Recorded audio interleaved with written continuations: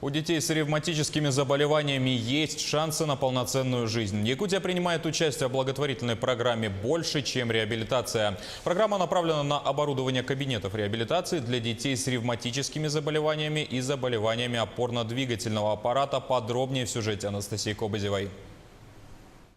Ювенильными ревматическими заболеваниями страдают дети в возрасте не старше 16 лет. Болезнь не дает совершать даже простые движения – почистить зубы, расчесать волосы или застегнуть пуговицу. Эти недуги становятся причиной развития инвалидности. И, к сожалению, на Дальнем Востоке Якутия на первом месте по количеству детей с этими заболеваниями. У нас на сегодня более 300 детей с тяжелыми артритами. Из них 143 ребенка – это действительно тяжелые, средне-тяжелые артриты, которые требуют иммуносупрессивной терапии. Это вот фактически химиотерапия. Они получают препараты базисные, такие как метотрексат.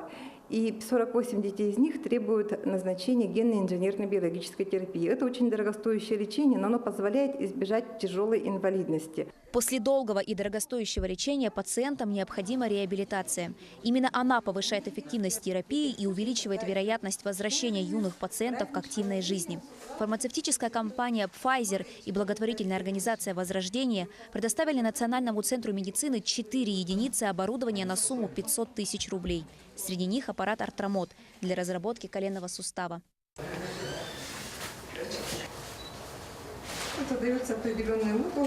Закупили оборудование, которое необходимо для того, чтобы отделение работало согласно стандарту оснащения ревматологического отделения. То есть это прикроватный монитор, вот, который там стоит, показывали, значит, электрокардиограф.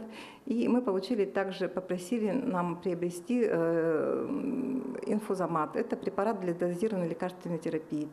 Маме маленькой Туяры сложно вспоминать те дни, когда ее дочь не могла ходить.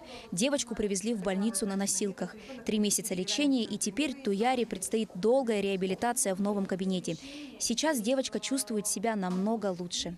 Хотели бы благодарность кардиоревматологическому отделению Вере Маечне и Афонской Марине Викторовне за их внимательное отношение, за чуткость и профессионализм. Как говорят врачи, реабилитацию нужно начинать как можно скорее. Новое оборудование поможет детям разрабатывать больные суставы. На первый взгляд это кажется очень просто, но для этих пациентов каждое движение – шаг к победе над болезнью. Анастасия Кобызева, Артем Алексеев, Якутск.